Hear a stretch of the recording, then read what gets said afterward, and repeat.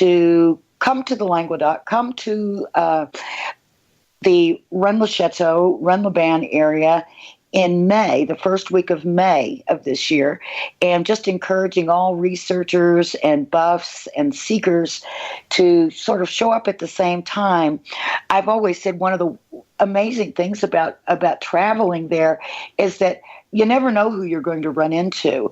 And it amazes me every single time I go, I'll run into people that I know that I had no idea were going to be there at that time.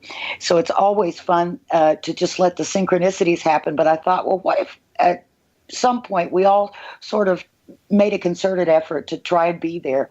I know it's not easy for everybody to travel that far. It certainly isn't for me. I have a long way to go. But it's my favorite place in the world, so I am going to be traveling back there the first week of May. We're going to have several activities, including a new one that we're going to be announcing tonight. I think many of you know I've already announced that this May is the 10-year anniversary of my film Bloodline that was filmed mostly in that area by our company and my producing partner and the film's director, Bruce Burgess. Now, Bruce and I plan to be there that first week in May, and we're going to, in commemoration of the 10th anniversary of Bloodline, have a screening there. And we're going to dedicate that screening, of course, to our beloved Edward Flaherty, who passed away just a couple months back. He was our Paris producer on the film and my dear, dear, dear brother and friend for many, many years. So we're going to be dedicating that screening to him. But we have, and then Bruce and I will be doing a question and answer afterwards, and we're going to answer all the questions that we can about our investigation that we conducted over about a 5-year period, about the filming of Bloodline, about the subsequent hoax that became apparent later on, and the fallout from all that. So hopefully there'll be some interesting information that we can share, and we might even learn something from anyone that might be there. But without further ado, I want to introduce my guest tonight. He is, I like to call him the guardian of the castle. He is writer and filmmaker Richard Stanley, and he lives in Montsegur for the moment. We might talk a little bit about that at some point. But Richard is also has an amazing film that he produced all completely in that area, and it is called L'Autre or The Other World. And I've seen it, but I just reordered it today on Blu-ray off Amazon because people had been asking about it, and it reminded me, and I wanted to see it again, and I didn't have my own copy, so I ordered it today, and I would encourage you all to have a look at it. It's very, very interesting, and it's sort of, I like it because it sort of plays off the lightness and the darkness and the energy play in the area, and there certainly is that. It's definitely light and shadow. And with that, Richard, welcome to the show. Well, it's a pleasure being back with you, René. Well, it's wonderful to hear your voice again, and I can't wait to see you again in May. That's going to be awesome. And, oh, by the way, many of you know that Richard is stationed in Montsegur and is the I don't know if he's self-appointed or if he's been appointed, but he is the guardian of the POG, the guardian of the castle. And he often takes people up the POG. Now, Richard, I don't know if you're going to be there in May, if you're going to be available to be taking people around. But if that's the case, let us know, and we'll definitely send people your way. I'd certainly hope to be there, René.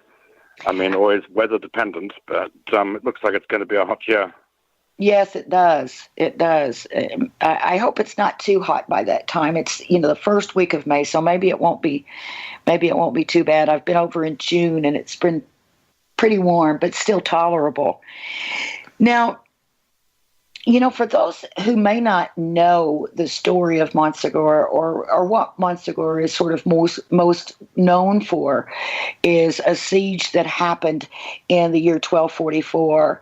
It was a Cathar fortress. The Cathars were considered heretics by the Roman Church, and during the Inquisition, the armies ultimately breached the castle wall, and after an agreement made with the Cathars to come down a few days later, they marched the Cathars down to the meadow below, where they marched onto the fires and were burned to death because they would not renounce their own faith.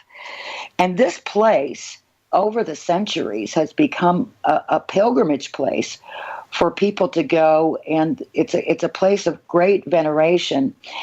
And I remember, all my life, and this is a little bit of a side note, I've been drawn to that area of southwest France. I've always been fascinated with France, but it was odd that it was never Paris. It was always that area, and I never really knew why. And in the early 80s, of course, I read Holy Blood, Holy Grail by the authors Bagent Lee and Lincoln. And I got my first sort of introduction to that area and to the Cathars in that area. And that was what really struck me, not so much the Rennes-le-Chateau mystery that they talked about in the book, but the Cathars. It struck some kind of familiar note with me. And then later, by a couple of years, when I started attending a Gnostic church here in Los Angeles, we learned all about the Cathars. And I just became so drawn to Montsegur. And the first time I was able to travel to Europe in my life was in the year 2004. And the first opportunity I got to travel was basically a business trip. But it was a trip to southwest France to meet up with Michael Bagent, one of the authors of Holy Blood, Holy Grail, and my producing partner at that time, Bruce Burgess. And we went and the three of us climbed the Pog together. I thought I would never make it to the top. I was so proud of myself, and then I saw these little old ladies bounding up that were 80 years old with their staffs, and then I felt completely humiliated. I was huffing and puffing and red and sweaty. But I had an amazing reaction when I was up there.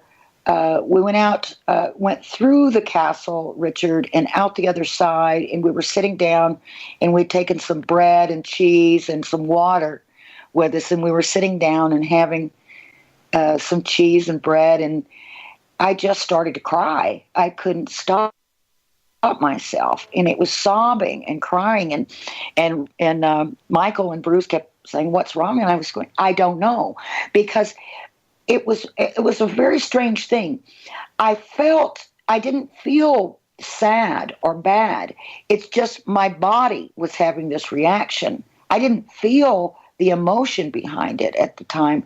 I just couldn't quit crying. And that was my first experience at Montsegur, and I'll never forget it. In fact, I'm sitting right in front of photographs hanging on the wall of us on that day at the top of Montsegur, and I know that it's sort of your life's passion, and you feel a real obligation to that area.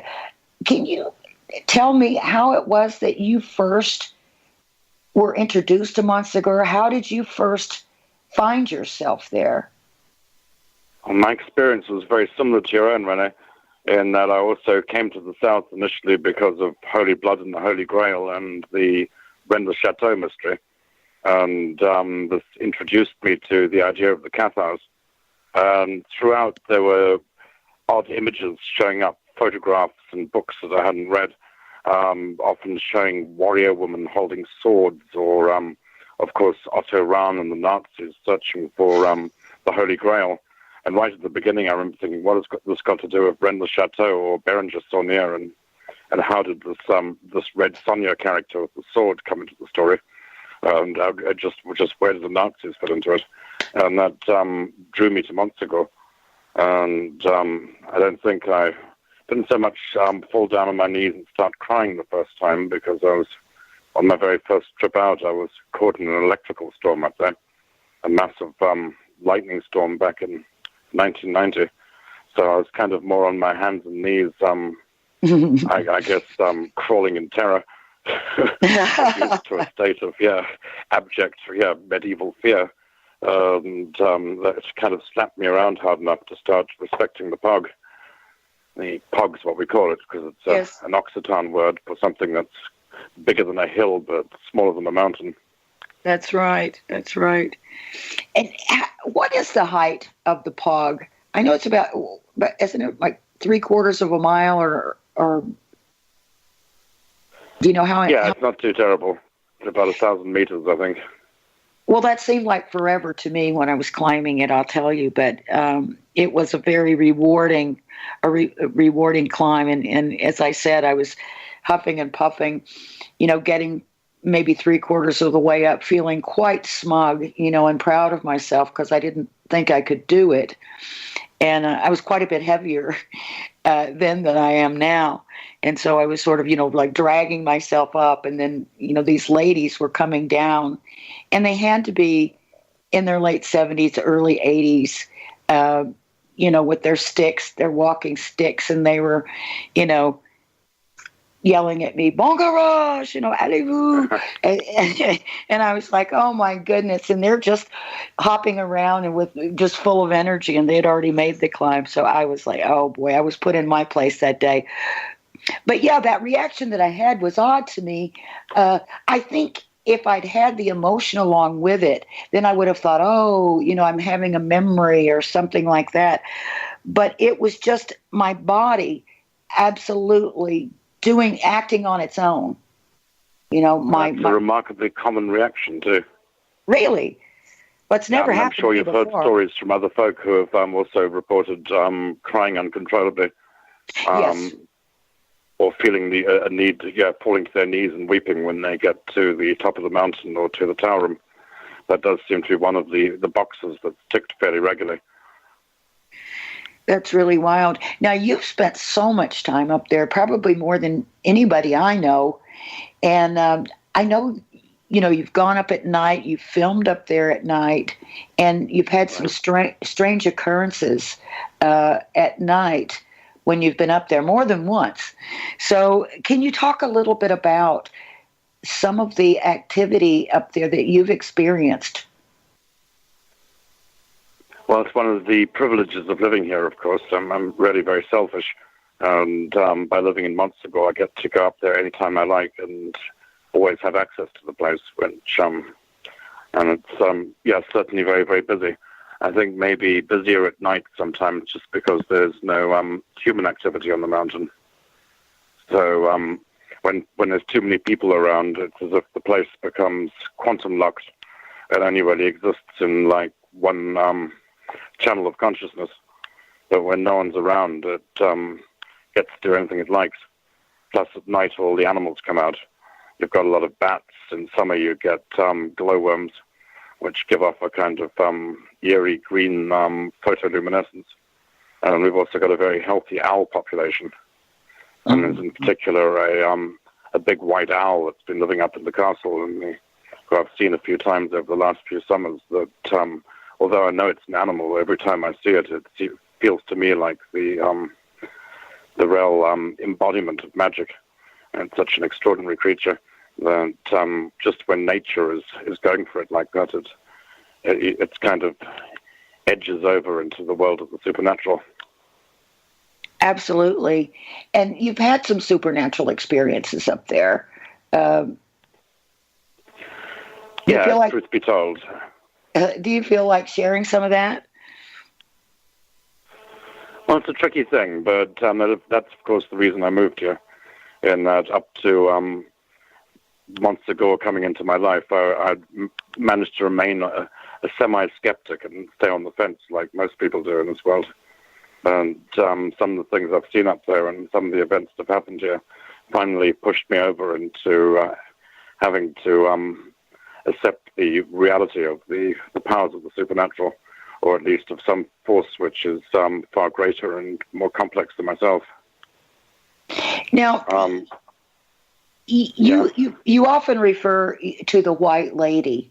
Can you tell me, who is the White Lady to you?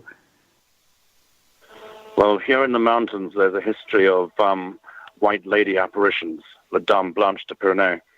And she's reported time and again in many of the villages around here, not just Montsegur, but we get stories from neighboring towns like Ballester and Cell. And, of course, we're not too far from Lourdes. And I think since the coming of Christianity, these apparitions have been explained as manifestations of the Blessed Virgin Mary, or right. maybe Mary Magdalene. But evidence would suggest that it's been going on since forever. I mean, the earliest forms of human art, the first Cro-Magnon carvings, the Neolithic remains are all carvings of mother goddesses, and white ladies usually carved from horses' teeth or mammoth tusks from the end of the last ice age. And I think whatever that force is, it's female. And she's been here a real long time. And it's a lunar force equated with the Ibero-Celtic lunar divinity Belisama, who is kind of the counterpart of the sun. Belanos was the patriarchal sun god. And here there's always been a very, very strong matriarchal element. And in the 13th century, this manifested itself in the form of Esclamante de Foix, the high priestess of the Cathars, but also two other women bearing the same name. There were, in fact, three Esclamantes who are all historic personages, yet somehow conform to Robert Graves' idea of the threefold goddess. She's kind of our very own Montsegurian Trinity, or threefold guardian, and she is the real guardian of the mountain, not myself. And I feel that there's been something living in this place, or an energy inherent in this land, something akin to the Lady of the Lake from the Arthurian myth, the thing that begats kingship, which is still there somehow on some channel or some level, and it seems also to me that the mountain almost exists in multiple worlds or times at once. Like it's somehow an access point to other levels of consciousness. A place where it's possible for a normal person to raise themselves up and briefly maybe touch the realm of spirit. Well, it certainly is a special place. And, I think everyone who goes there senses that. And there's a lot going on there right now that's sort of putting things in a little bit of danger. I know there's some commercial people, some corporate people that are trying to sort of turn it into an attraction, which is... I was thinking about it again yesterday and about how sad that is. And it's always been so wonderful because you just go and you just ascend on your own. You don't, you can go up there by yourself. It's no big deal. And it's just, I can't imagine what the experience, how it's going to change once you have all kinds of money-making operations going on around there. Is there an update on that? Yeah, it's complex. Certainly living up here in the mountains is never a quiet moment. I mean, there has been a long tussle over the future of the castle. And at the moment, it's looking fairly healthy in that the main part of the battle has been to ensure that people can access the mountain at all times. There should not be a wall or a fence or restricted hours from which you can gain access to the castle. Because I think people should have the right to be up there under the full moon, to be up there at sunrise or at sunset, to be able to experience the place in their own terms, which is something which has been taken away at so many other ancient sites like Stonehenge or Newgrange, where you simply don't have the access. So keeping the summit of Montsegur free has been I guess, the fundamental aim here over the years. And also to restrict, we've been very committed to try and stop the electrification of the mountain. We don't want electricity up there. We don't want CCTV or floodlighting. Right. Were you able to get that stopped on the grounds of the endangered animals up there, or? Yeah, that was a part of it. Because ultimately you can't argue that pumping hundreds of thousands of volts into the place is going to affect the geotelluric energy or the magnetic field. So we had to argue that it would, of course, drive away the owl population and affect the toads, salamanders, and the Pyrenean long-eared bat, which, like the giant toad, is an endangered species.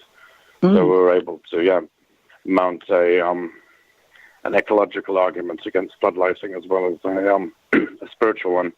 And that at the moment is looking quite good in that, for the time being at least, I think the castle is going to remain pretty much untouched.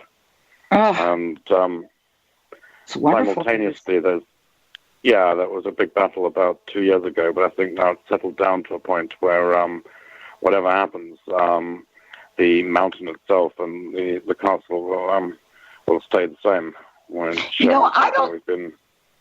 I don't think that's widely known. I'm so glad to hear that. I did not know that. I didn't know that kind of progress had been made, and thank you so much for your work in that area. I know you've done a lot.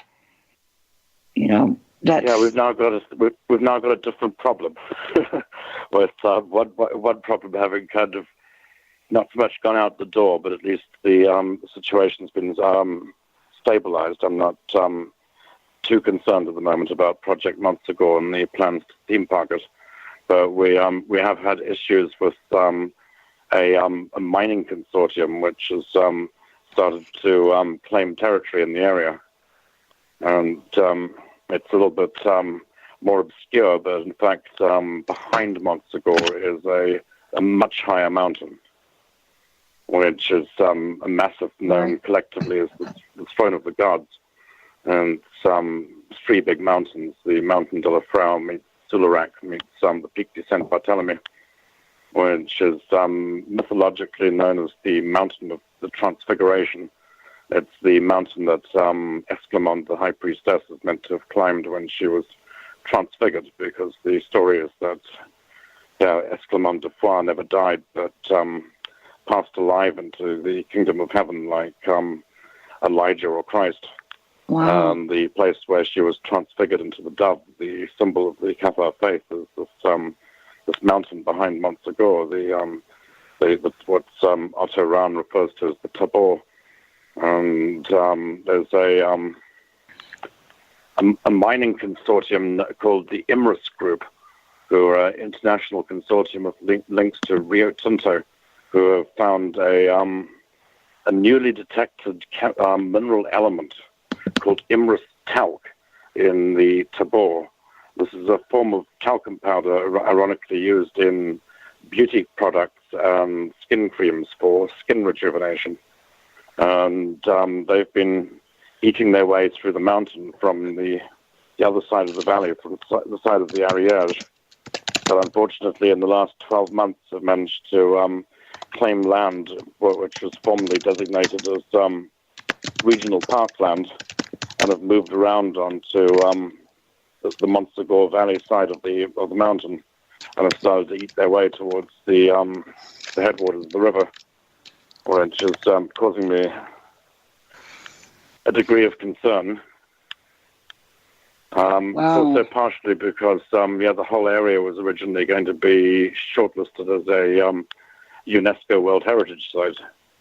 And in the last 12 months, UNESCO has effectively gone bankrupt, or at least is not in a position anymore to be able to protect World Heritage Sites. So the commune of Montsegur hasn't been able to pin down control of all of the land that they originally hoped would be part of the park. And as a result, some of the mountain has fallen into the hands of the Imrus Group. So Who owns the mountain? Now, technically, the commune of Montsegur bought all of the land as far as the summits of the surrounding mountains. Oh, I see. But unfortunately, they didn't actually buy it with real money. They loaned the money, and they were hoping that they would get the money back from UNESCO or from the French government, which hasn't happened. To offset their debts, they gave up part of the Pic de Saint Barthélemy and ceded it to the Imrus group, who are pulverizing the mountain to extract this talcum powder. The process means that they essentially have to turn the mountain to dust. They're literally pulverizing it. And the process also could release radon, which is a radioactive gas, and some forms of the long fiber talc, which is something called Imrus, HARG talc, also is bonded with asbestos, which is obviously carcinogenous. So, this has been a recent development in the Montsegur siege scenario. There's always some form of materialism. The Cathar Rex Mundi threatening to eat the mountain or the valley. So at this stage, more concerned with the Imrus group than I am with the theme park people. So basically, because of finances, has the commune had to cut a deal with the Imrus group? Is that what it is? Yeah. Ironically, we have our very own Trump here in Montsegur, who is a former French aerospace tycoon named Robert Finance. Yeah. Spelled finance. Mr. Finance, that's right. It's really crazy. But he's a former aerospace tycoon who's come out of the Toulousian aerospace industry and has taken over our local government. So he's our mairie here in Montsegur. At some point, about 2 years ago, Monsieur Finance and the commune did a deal with the Imrus group, which nobody knew about until last summer, when I started to see lights moving on the mountain. And then we saw that people were cutting a road around from the Ariège side of the valley into the valley of Montsegur, at which point we started asking questions about how this had happened and what was going on. And learned that a chunk of the area formerly designated as a regional park had been... Now, do you think this, Monsieur Finance, do you think that his interests are purely commercial or capitalistic, or is something more sinister that you might suspect?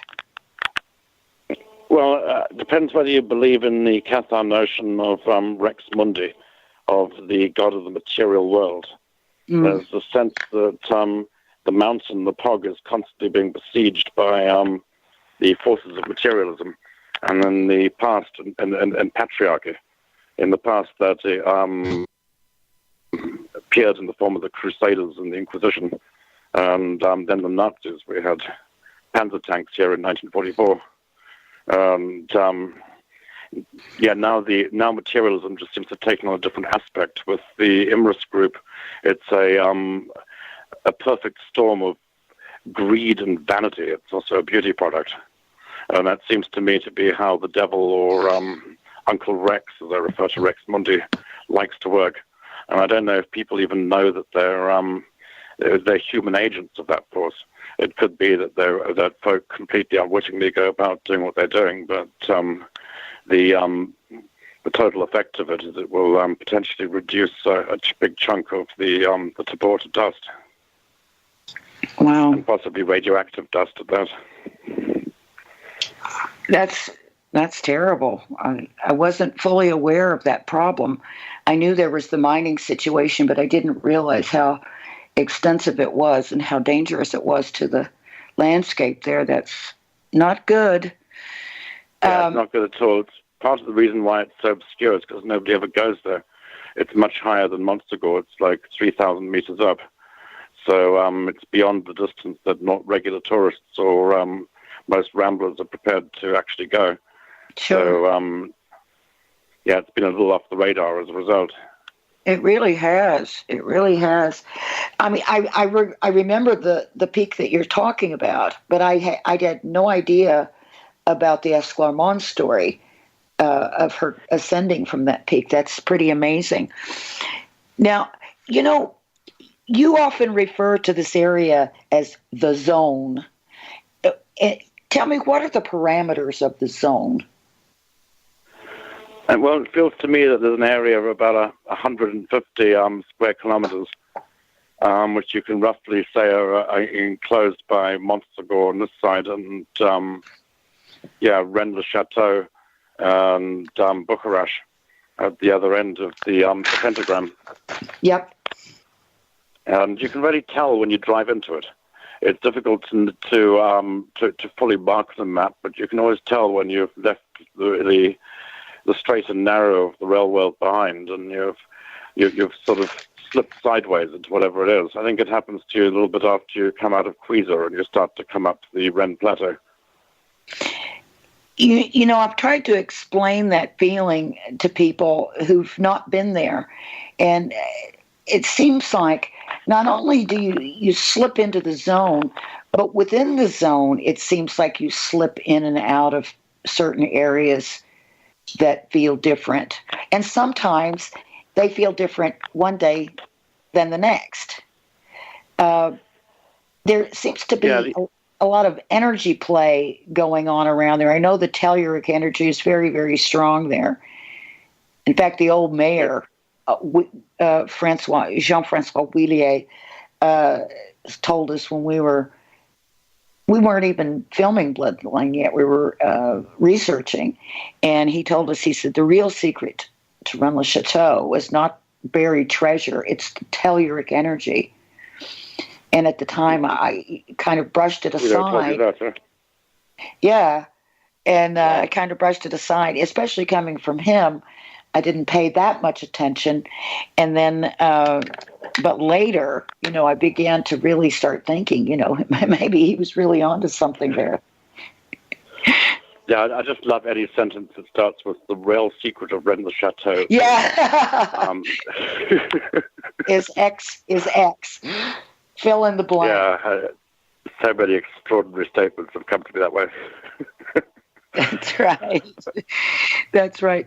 But, do you think that the zone has something to do with the telluric energy of the land? What do you think it is? What creates the boundaries? Really hard to say. There's a million possible explanations. None of them truly add up. I mean, certainly there's a lot of energy going on here. Why? It's hard to say. There's some geothermal volcanic activity beneath Bucharest, and you get the hot springs at Rennes-le-Ban, and in some of the caves, the water is hot in the lower galleries. Yeah. So there's definitely geothermal activity. There's a lot of water down there. It's the largest limestone district in Europe, so there's a lot of faulting and a lot of a confluence and of underground streams, and certainly in some cases, like at Bucharest, there's an actual magnetic deflection on the compass, where whatever it is strong enough to literally affect compass needles or aerial navigation, and you can imagine it's strong enough to affect brainwaves. Another possibility is that there's a very high iron content in these mountains. These mountains are riddled with iron mines from these mountains gave the Roman legions their swords and their spears, and possibly the sheer presence of the magnetic field of the mountains might have an effect on brainwaves or our perception, but we literally don't know. It's as if the whole of space-time is a little bit off around here, and you can certainly time seems to move at a different rate when you're in the zone as well. Certainly things move slower, which I enjoy very much. The outside world seems to move at a much faster, more frantic pace. That's true. That's true. it is, you are in a different world when you're there. I feel like I'm completely in a different kind of place when I'm there than when I'm anywhere else, but then certainly than when I'm at home. But, Mount Bugarash is certainly a legendary place, a strange place, and it's attracted the attention of so many, famous authors who've, included bits of it in their work, and filmmakers and all kinds of people. And it's said it's called the Upside Down Mountain because the bottom part is actually newer than the top part. So at some point it's such flipped over. And now you also hear people say, now I don't know, what do you think about this, Richard? You hear people say that you see UFOs around Bugarash. Have you ever seen anything like that? Or do you have any thoughts on that? I've never seen a UFO myself. I mean, I've never seen let's amend that.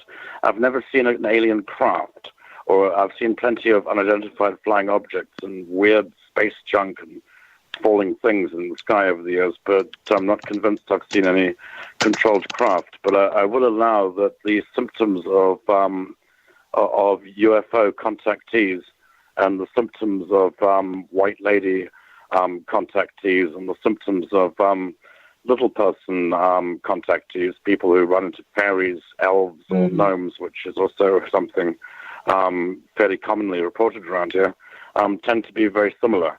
The experiences are similar enough for me to think that it's the same phenomena being differently interpreted. Wow. All right. Well, I think this might be a good place to take a quick break, Richard. And when we come back, more about the zone and about Richard Stanley. Absolutely. Hang in there with us. We'll be right back. Thanks for being with us tonight on Night Vision. If you're just joining us tonight, my guest is filmmaker, writer Richard Stanley, coming to us live from Montsegur in the southwest part of France. Now, Richard, I hinted to you off the air that I was going to ask you about something. I was going to take you back in time. My first connection with you, if you can even call it that, had to be at least a dozen years ago. And it had to do with my producing partner. We had a company at the time called Blue Book Films. And his name is Bruce Burgess. He's a film director in London. He's right now producing series for the BBC and I think maybe another network or two, but he produces Forbidden History right now for, I think it's the BBC, maybe it's BBC One. But anyhow, he and I had a company back then, and we had offices in Los Angeles and an office in London. And he approached me with this show idea. He said he knew this guy in London that was somehow, now some of this may be wrong, I don't know, related to some famous explorers or something, and that at some point one of his relatives had brought back this fetish doll called an Onomo from the Dogon tribe in Africa, and that fetish had caused problems for each person in the family that had held on to it. Now, that person's name was Richard Stanley, and I think that was you, Richard. Is that right? Indeed it was, and you remember the story well, because the cursed idol's name is Onimo, or Onamo. Right. That detail certainly comes down to. Now, what we wanted to do, I don't know if you remember this, but what we wanted to do was to accompany you and do a documentary with you returning that fetish, that Onimo, to the Dogon tribe. And I think what ended up happening was we got caught up in bloodline. And I'm just not sure where it all went. But what was really bizarre to me was at some point later on when I was, in France at one point several years ago, someone said, we met this guy at Montsegur, and we met him on top of the Pog, and he told us everything. He's just wonderful, and his name is Richard Stanley. And I said, Richard Stanley, could it be? I thought, well, that's not too unusual a name. That might be a different person. But indeed, it ended up being you. So I think we were destined somehow to cross paths in some way in these mysteries. But I got to ask you, what happened with Animo? Well, I believe it's in the hands of my first cousin, Angus, now. It passed to him when my Uncle David died. It likes to go down through the male firstborn in the family. And I was kind of anxious not to inherit it because it's got an evil history. And unfortunately, we never returned it to Africa. I'm not sure who we would return it to because it was taken over a century ago from Africa. Strangely enough, by my grandfather on my mother's side, not on my father's side. My father's side descends from Sir Henry Morton Stanley, but on my mum's side, my great-grandfather was a high court judge in Nigeria and part of the British colonial service. And at some point executed a witch doctor for human sacrifice, confiscated his fetish, confiscated his idol, which was this thing called Onimo. When he first got it, it was just a ball of congealed mud and blood and feathers. And my grandmother washed it off in the bath and found this carved idol inside the ball of mud, which has Egyptian characteristics. It has a little Tutankhamun-type face and beard, and it has the horns of Osiris. A slightly rounded base like a laughing policeman, which gave it the ability to sort of rock backwards and forwards on the mantelpiece. My granddad had it set up in the court in Nigeria where he was posted and gave people the option of swearing on it or the Bible when various trials. Oh gosh! Yeah, Odimo. Oh my gosh! Now, what kind of things befell the holders of the fetish? Lots of bad luck. Is what lost fortune? Well, that's what my mother always said. Is that when your life really comes to nothing when Onimo gets there. Like my grandfather became a chronic alcoholic, was thrown out of the colonial service, became pretty much a shut-in, lived through World War II. There's a story about how he refused to go in the bunker during the Blitz, but would sit it out with Onimo instead, and stay in his armchair. And but yeah, then it passed to my Uncle David, who was again involved with Africa, who was in the SAS, the Special Air Service, at the time of the Mau Mau, in Kenya, and screwed up his back in a parachute jump in Kenya, and then was invalided out of the service and spent most of the rest of his life sitting in the armchair with Onimo on the mantelpiece. So, wow. Yeah, I think, the notion was to try and break the curse by taking the idol back to Africa and apologizing, I guess, for the generations of colonial bloodshed that went into the thing. Yeah, well, maybe we should still do that one day. Yeah, I'm sure my cousin Angus would be up for it. I haven't been checking to see what his life has been like since he inherited it. Wow. And, it'd be interesting to know. Yeah, I'll have to check someday. By the way, that cursed idol. Yeah, the British Museum tried to buy it at one point in my granddad's time, but he refused to sell it. So I know it's got some archaeological value. Well, yeah, and it seems like he was kind of attached to it. He's the one that refused to go in the shelter during the Yeah, the I always like Blitz that and story in a way that only Mo rocked backwards and forwards when the bombs were bursting. wow. That's pretty wild. Well, that's so funny. You know, I never got that story straight with you. When I've seen you there in France, there's been a lot of people around and lots of other conversations going on, so we never really straightened that out. And I always wanted to. I always wondered about that. But that is an interesting story. It's tantalizing because it also speaks of some connection between African tribal magic and dynastic Egypt. And just how long that little thing was wandering around across Africa, passed from hand to hand, and being venerated by different people. Yeah, it's hard to know. That's it. Do you have a photograph of it? Maybe somewhere. Oh, I'd love to see it. I pictured it totally different than what you described it. The feathers and all that, yeah, but not the kind of Egyptian-looking face that you described. That is really interesting. It's a weird thing. He's got a little Tutankhamun beard and these like horns of Osiris.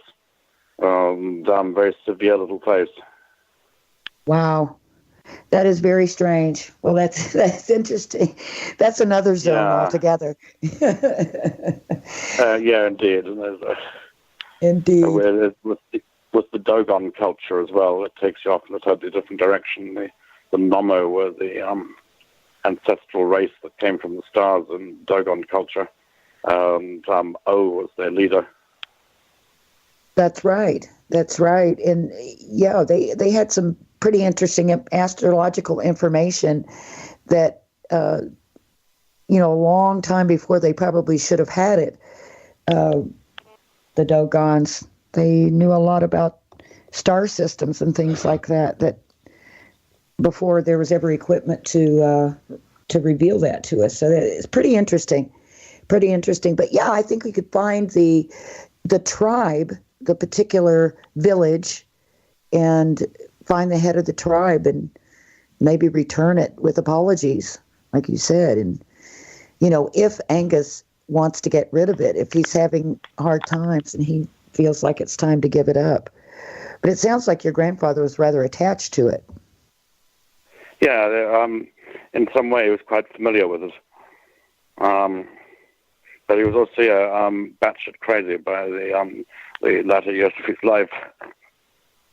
Right. Well, now back to the other zone, back to Southwest France.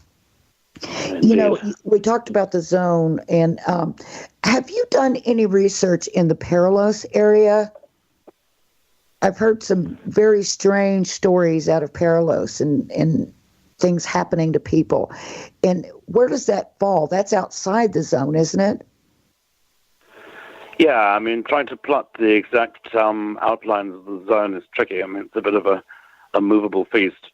But there's stuff that's going on down in the Paralos area, and there's also stuff that happens around Canigou. A lot of people insist that Canigou is a portal area, which is another area, and kind of next door to us, joined at the hips of the zone. That portal theme, keeps coming up with respect to different spots in that region. I know Gloria Amendola and I have talked a lot about, a portal in Rennes-le-Château and where we feel that is located, just our sense of it from all kinds of experiences and things. But it seems like, that whole area, like you said, it's kind of a movable feast.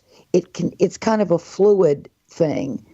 Like, yeah, the I actually adopted the idea of the zone from the concept of the zone was first proposed in a science fiction novel called Roadside Picnic, written by two Russian writers, Boris and Arkady Strugatsky. That was the basis for a very good movie by Andrei Tarkovsky called Stalker, which situates the zone as being in Russia. In the book, the zone is in Canada. But it also mentions this notion of zones having appeared all over the earth. And I think there's the zone could be pretty much any part of the world, but you always know it when you step into it. And here I adopted the idea largely because I got tired of all the different towns competing as to who had the mystery. The Holy Grail is in Montsegur, or the Ark of the Covenant is under Rennes-le-Château, or there's an alien parking garage under Bucharest. Right. I thought that it would be easier to consider the entire area as being a little strange. And within the zone, there's always the notion that somewhere hidden within that place is the thing which will grant you your dearest wish. There's always a lost treasure, or something the equivalent of the Holy Grail, or the shining globe, or the room, or the thing that will give you your heart's desire.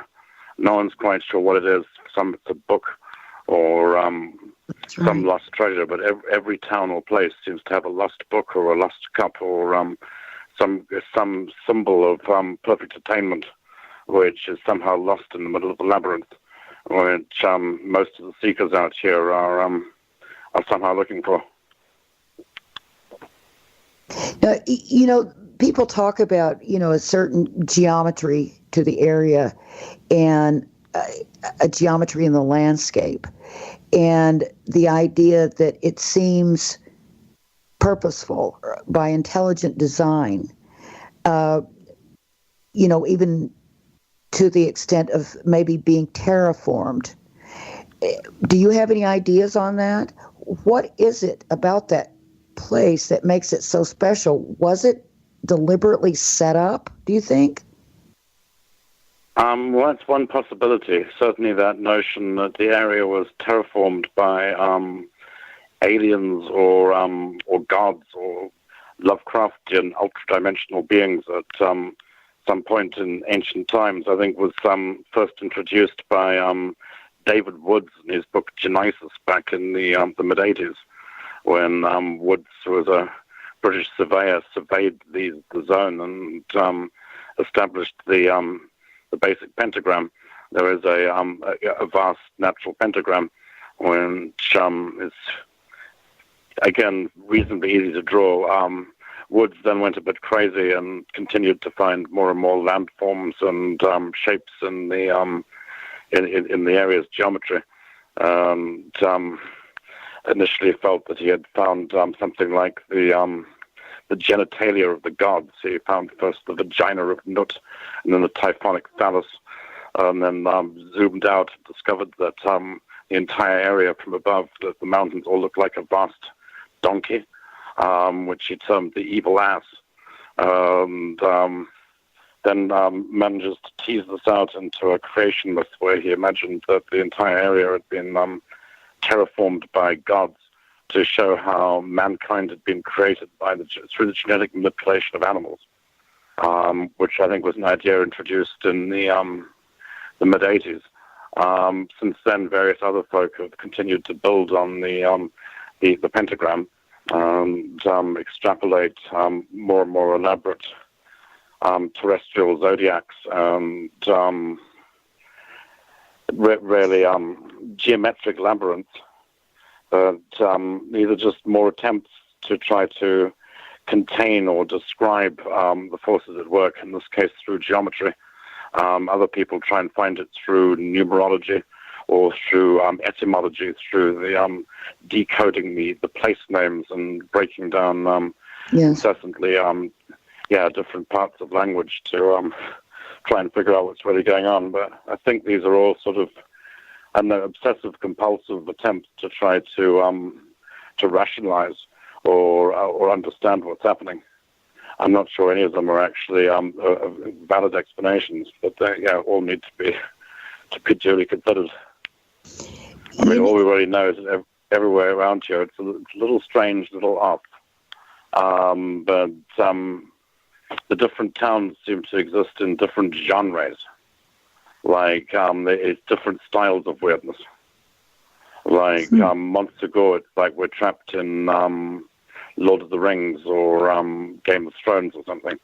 There's a definite high fantasy, medieval aspect to it. Yes. Whereas Rennes-le-Château operates in a sort of diabolic conspiracy theory universe where it feels a bit like a late 70s, early 80s Euro devil movie. So it's kind of the Italian horror movie of the bunch, whereas Bucharest is plainly a science fiction movie. Yeah. And has UFOs, underground parking garages for aliens, and of course the celebrated standoff with the French military in 2012. Well, I've heard tales that people have seen Bucharest glowing green at night. Have you ever heard that or seen anything like that? I've never seen Bucharest glow green at night. I mean, I wouldn't put it past the place. And so I'm certainly a very odd mountain. You can see it very well from Montsegur. Oh, yeah. It's exactly the same height as Montsegur, and it looks a bit like Devil's Tower from Close Encounters from over here, when you sit on the battlement of the castle. And on the far side of the zone, and it certainly has a presence. Yeah, there's an amazing view, of course, from the Tour Magdala, too, in Rennes-le-Château of Bucharest. I posted a picture that I took the last time I was on top of the tower of Mount Bucharest in the clouds, and I posted it in the chat room just a few minutes ago. If you're listening, we've still got a few more minutes to go. You could join us in the chat room at irnchat.com and post your comments there. Now, and join us in the conversation. Lots of good people in there, lots of good conversation going on. Now, I do want to mention again your movie, L'Autre Monde, The Other World, and it is available. You can order it on Amazon and probably other major retailers as well. But I ordered it off Amazon today. Although I've already seen it, I wanted my own copy. I saw it on Netflix, which I don't think it's any longer available on Netflix. But you can certainly get your own copy. And now, how long did you take to do that film? And well, I was going to ask you what drew you to do it, but it's obvious, and it was such a wonderful portrayal of this sort of high strangeness of the area, which I loved, because it's so hard to sort of encapsulate that and explain that to anyone, but you did a good job of showing it, and I think that is really wonderful. I really enjoyed the film myself. Indeed. Loved it. It's certainly inscrutable. And want to remind people that, we are going to be having a screening there in the region the first week of May of Otherworld, and would love to see you there. And hopefully we'll get Richard over there to answer questions afterwards. Definitely. Right. Definitely. Yeah. So what's next for you? Are you making another film? Well, I'm very much hoping to make another drama film, but I'm not going to tell you about what the subject's going to be, because I don't want to curse it. Oh. And, it's been a while since I've done a full dramatic movie. And, after Otherworld, want to step away from documentaries for a while. Oh, really? Otherworld happened completely by accident.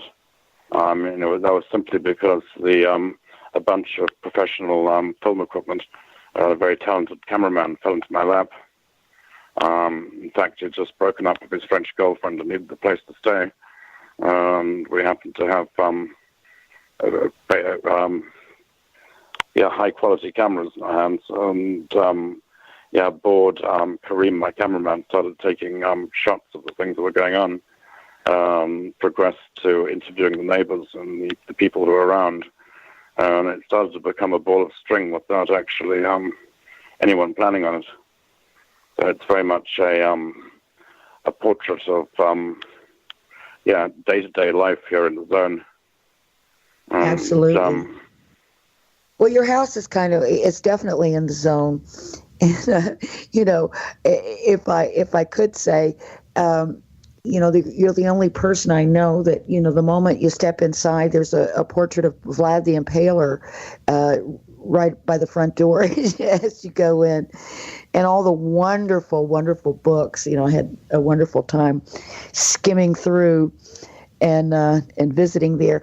But I was also intrigued when we took the little you and our friends there. We took the little walk. In fact, that was on my birthday last year. I guess, was it last year or was that year before last? It was the year before last, really. Yeah, we took that little walk over to that spot where there's a sort of a scenic lookout, which I had no idea was there. You walk up past the church there in Montsegur village, and there's that little walkway you go up. And we passed by... called Hannibal's Point, yeah. That's right. And we passed by this house, I guess it's a bed and breakfast or something, and you pointed it out and said that that's where Otto Rahn had stayed, and that there was still a lady at that time that was still alive that knew... Yeah, Madame Couquet, she's still here. That's right. Is she still there? Yeah, she's still here. Well, she's down in Far at the moment because the whole town is under heavy snow right now, so she's staying with her relatives. Oh, and I'm hoping she will reopen the auberge next season. Oh, she's still a living link to those days. She is. And that, she still remembers Otto Rahn. She's really the only one still alive who does, and who recalls the pre-war years. There was a big occult revival in the 1920s and 30s. A lot of secret societies and spiritualist groups came to Montsegur at that time and tried to channel the force at work on the mountain, and tried to, in their various ways, to revive the heretical faith of the 13th century. Most of that founded with World War II, when pretty much all the secret societies were criminalized under the Vichy regime. And during the 20s and 30s, there was, in Rahn's time, there was a definite confluence of figures here, and pretty much all of them ended up staying at Madame's Hotel at Maison Couquet, which had the only telephone in town, and was the scene of the early Neo-Cathar conferences. And, for anyone who may not know, Otto Rahn was a young archaeologist who was commissioned by the Nazis. I think he didn't know initially that that's who was commissioning him to explore Montsegur in search of the Grail treasure or religious treasures of some kind. And I guess he was sort of in deep. I guess it was Himmler that hired him, and he was in deep by the time he figured out who he was working for. But he died in a very strange and mysterious way, and I think he died in the snow. Otto froze to death on the German-French border in 1939 while trying to escape from the SS. Oh, he was trying to escape. We believe he was trying to flee the SS and was trying to escape across the border from Germany into France. And for some reason, just before the French border, he got off the bus he was on and went into the forest. We suspect it was because he saw that they were searching the people up ahead, and he became frightened that he would be caught and sent to one of the camps. So, fled into the trees. The last people to see him alive were two kids playing outside a farmhouse who say the man in black comes out of the tree line and asks them what time it is, and then disappears back into the trees. Then the next spring, the kids find his body. It turns out to be the body of SS Obersturmführer Otto Wilhelm Rahn, the man who really broke the story of the Cathars to the outside world, because Otto's main achievement is he wrote pretty much the first account of the Albigensian Crusade and the Siege of Montsegur to appear outside of France, which was a book called Crusade Against the Grail back in 1934. Yeah, I have that book. It was translated into English a few years back. He was very young, wasn't he? Wasn't he only about 29 when he died? Yeah, I think he was 32. Oh, 32. Yeah, maybe 29 when he was on Montsegur. Yeah, he was close to the same age as Christ. And I guess we could imagine that Otto died a martyr's death for this place. Yeah, very. I also think he is dearly beloved by the mountain and by the lady of the castle. I think this place liked Otto. What makes you say that?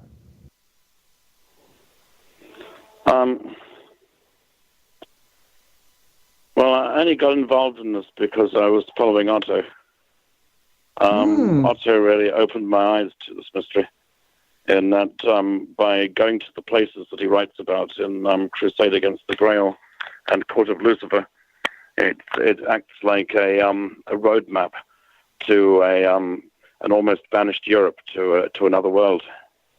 But I began to become increasingly impressed with Otto's sensibilities, and that he certainly knew a good spot. And in the course of making a documentary on him back in the late 90s, I had the opportunity to go to as many of the sites he writes about as possible, and became increasingly fond of Otto's take on the world. And that we think he probably had the sixth sense, or his niece Ingeborg, who I met, said he had the seventh sight, whatever that is. And definitely a very, very sensitive man.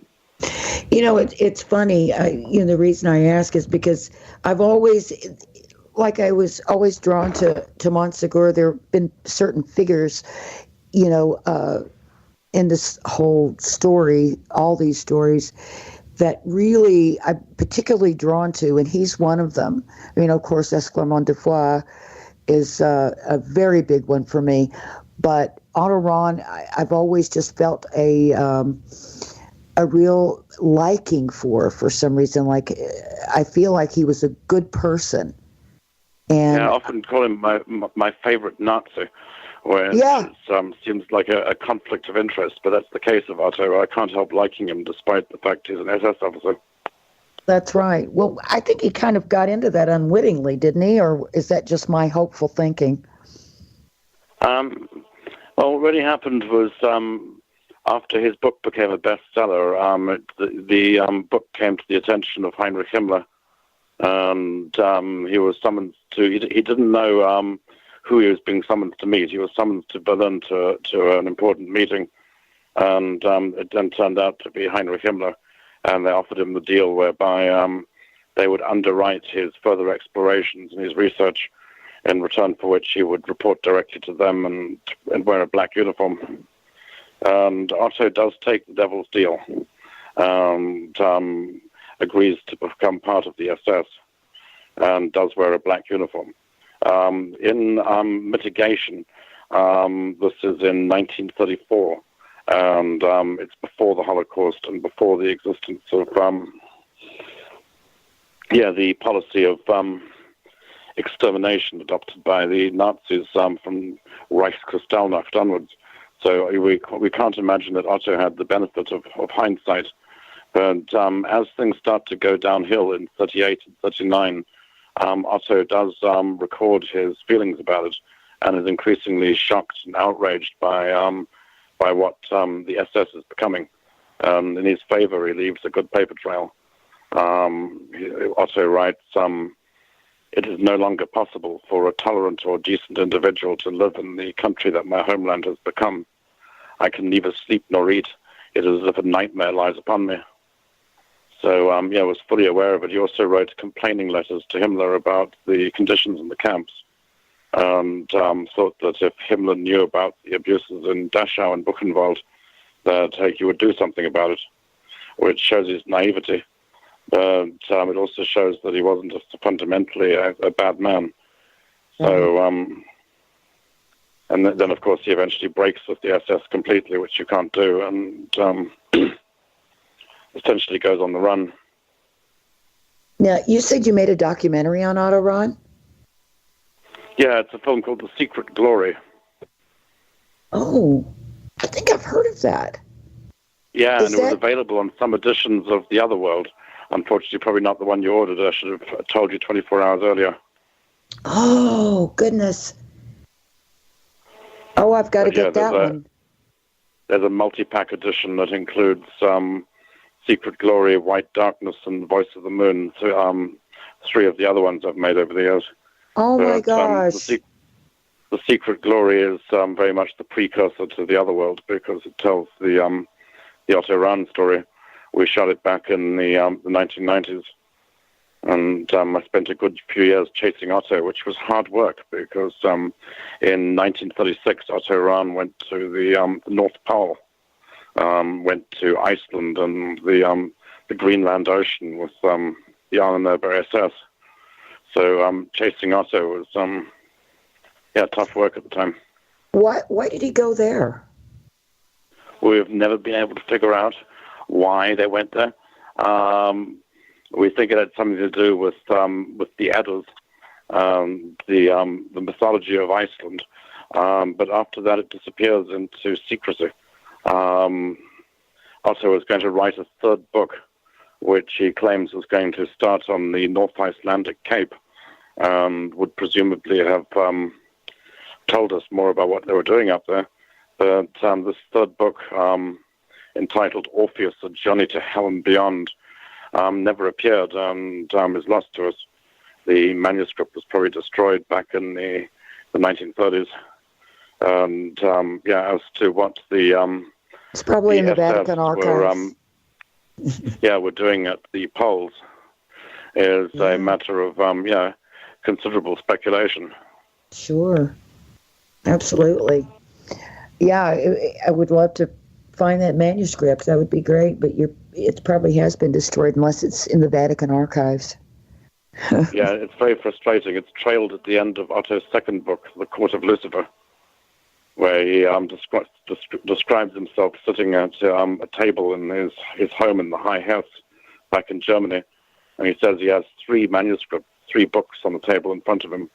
There were 3 stones on top of each pile. The first pile of pages is the manuscript of Crusade Against the Grail, and on top of it is a stone from the heretic citadel of Montsegur. And the second pile of pages, the Court of Lucifer, and on top of it is a fragment of the Delphi Temple Oracle frieze.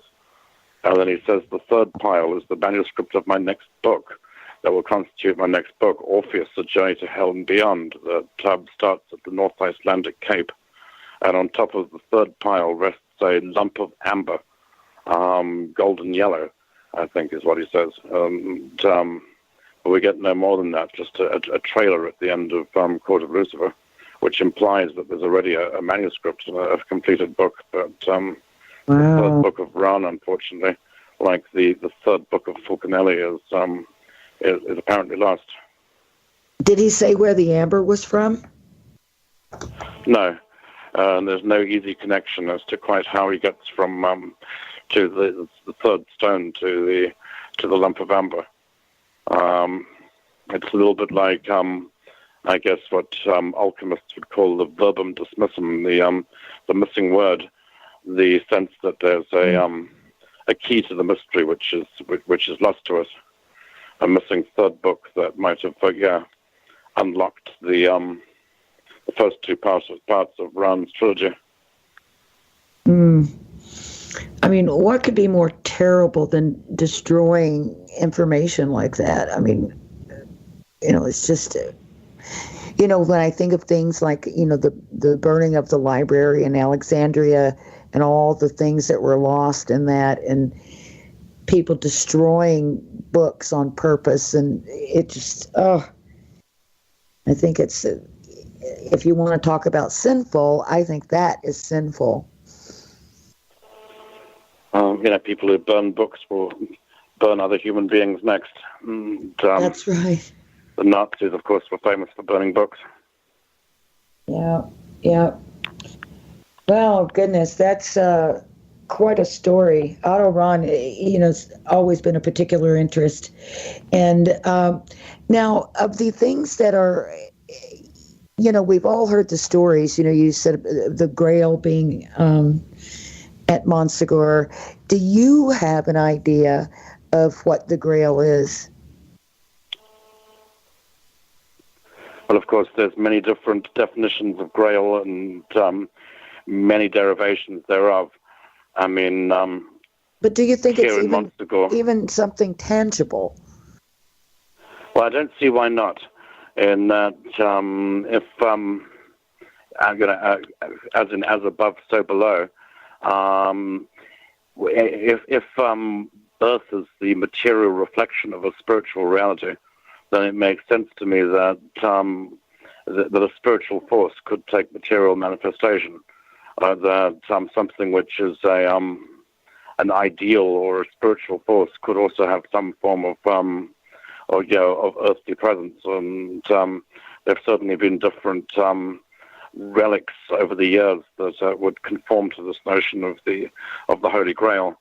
I mean, there's apart from the cup in Valencia, there's Christ's blood in a phial in Bruges that's venerated in the Basilica of the Holy Blood.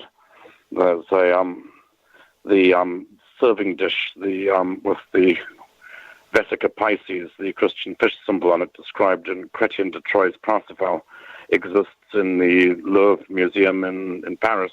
Mm-hmm. So there are various items floating around that you can tie to the Grail myth. In Wolfram von Eschenbach's Parsifal, the Grail is not a cup, but is a stone, a hard, dark stone, named as Lapsit Exilus, the stone from the sky, by which people retain their youthful looks, have something close to eternal life. And yeah, this is linked locally to a hard, dark meteoric stone, which has been found in many of the caves of the Ariège and in the mountains around here. And there's a story about something we know as the Graal Pyrenean, which is a sort of meteoric cup or a bowl, which is often linked to the story of the treasure of Montsegur. Mm. I think it was only later that people tried to Christianize the Grail by making it into a specific holy relic, into the cup of the Last Supper. But there have been various other, sacred treasures down through the years, and this would go all the way back to notions of the cornucopia, the horn of plenty, or Brand's cauldron, which have floated around. And it's not, to me, beyond possibility that there was some kind of treasure concealed here in the mountain. Otto Rahn described it as the diadem of Lucifer, the crown of Lucifer, the stone that fell from the brow of the rebel angel when he was cast out of heaven, that the fallen angels seek to regain, so that their master might one day recover his lost link with God and regain his rightful place in the kingdom of heaven. I guess a symbol of of whatever